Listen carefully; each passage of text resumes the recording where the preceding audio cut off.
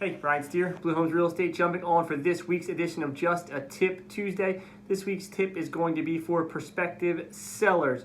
If you think about selling your home, but make the decision before you list it, you're going to do some renovations or some projects around the house to raise the value, suggest that you reach out to an agent first, let them know your plan, choose your agent, and then go over with them whether it's beneficial or not to do those projects, because I think you're going to be pretty surprised by the amount of return that you get on the money spent for a lot of common household renovations. So I've put 5 down here that are pretty common. Just going to share them with you, show you what it is, that you'll probably be pretty surprised. So we'll start off with one big one that a lot of people want to do, which is going to be a kitchen renovation.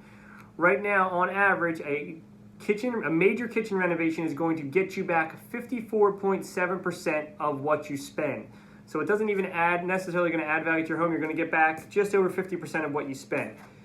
If you move on to a bathroom renovation, you're at 60.1% of return on your investment. If you do a new roof, you are at 60.7% return on that investment.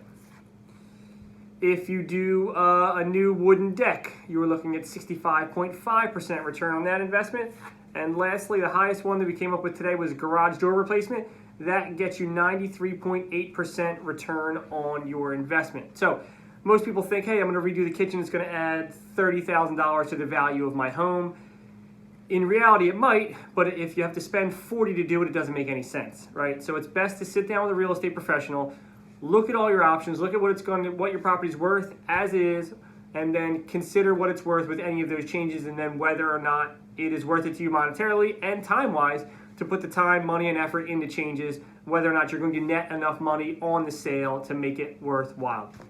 All right, once again, guys, Brian Steer, Blue Homes Real Estate. It's another Just a Tip Tuesday.